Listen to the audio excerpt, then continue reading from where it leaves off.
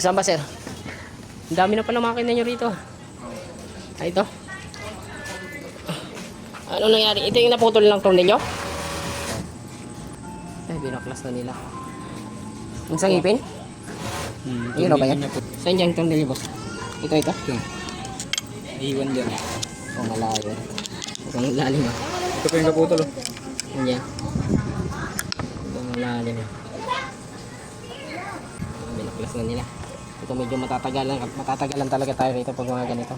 Pero hindi na natin yung papalitan. Yung iba niya pag hindi natanggal, papalitan ng isang buyan. Pero sa atin, Binaklas ko na kanina eh. ito? Ako na nagtanggal nito lahat. Ay, pati ito rito, tinanggal mo na. Hindi, ito lang yung mga Ayan, dyan lang. nagpipin, plato. Ito. Ako na nagtanggal. Tigas sa pipe. Medyo malalim siya talaga. Pero litaw pa naman siya. So ito, pag hindi ito natanggal, yung ibang mga mekaniko to, talagang binabaklas na, pinapalitan na ng buo. Yung buo na to. Yung trunk. Yung ano na to, yung sa pidog. Papalitan pag hindi natanggal nila. Babaklasin nila yan.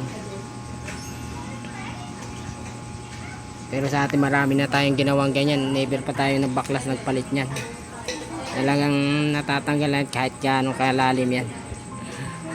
Gagastos kayo dyan ng malaki kung sakaling hindi nyo matanggal yan. Pero sa akin, labor lang babayaran nyo yan.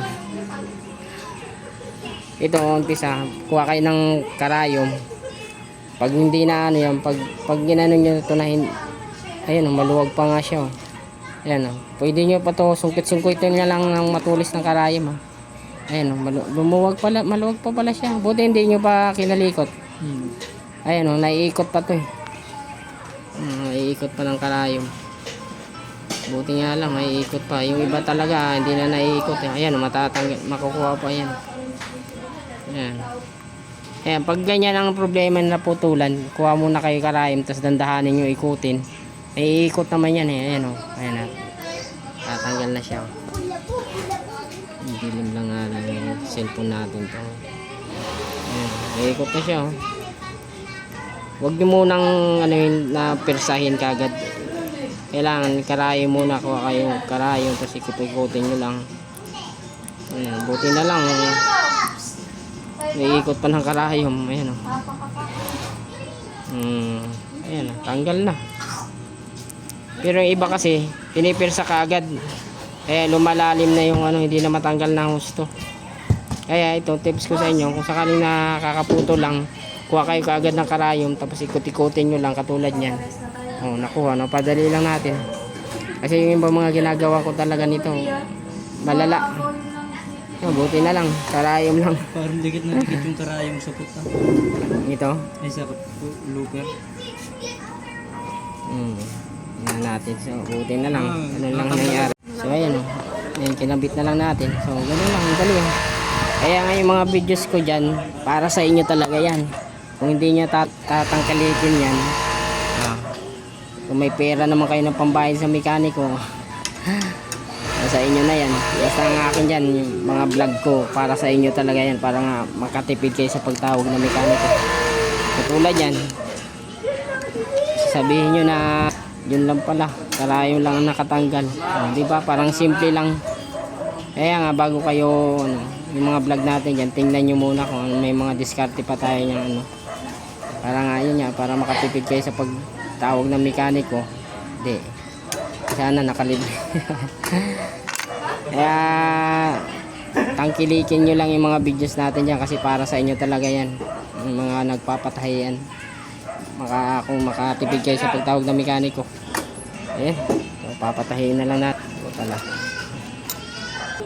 Kaya ganun nangyari, kaya napuputol siya kasi tumatama na siya dito. Ayan, tumatama na siya dyan sa pinakadulo. Ayan, sagad na siya. Ayan, tumatama pagkayod yan. Ayan, nakikita mo na namumuti na yung ano sa ilalim. So ang gagawin nyo yan, tanggalin nyo to rito. Ay, makikita nyo kasi rito, masyado siyang maluwag dito. Pero pagdating dito, dikit na dikit na. Yung pag ganyan, luwagin yung tatlong tornilyo yan ito. Saka ito. Tapos pupukpukin yung tulak papunta ron. Ay, sabay konting higpit, tornilyo.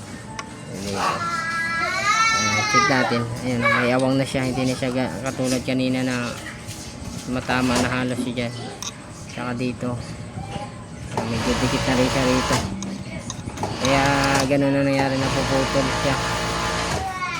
Ayan, sagad na yung stitches nito pag ganito. Ganun lang. Saka natin ibalik ito.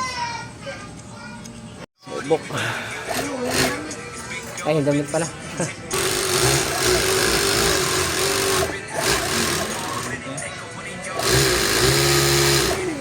Ayan. Asan pa, sir? Ayun, palitos. Sige. So, ayun, ganun lang gawin nyo. Kung sakaling naputulan kayo ng ganun, bali, wag muna kayong tawag ng mekaniko. Kaya nyo yung ginawa natin, ano nyo muna ng karayom bago kayo tumawag ng mekaniko, kasi yun lang pala. Yung iba kasi talaga binabaklas yan pag hindi. So, ayun, like pala, hindi na natin bigyan yung gagawin natin.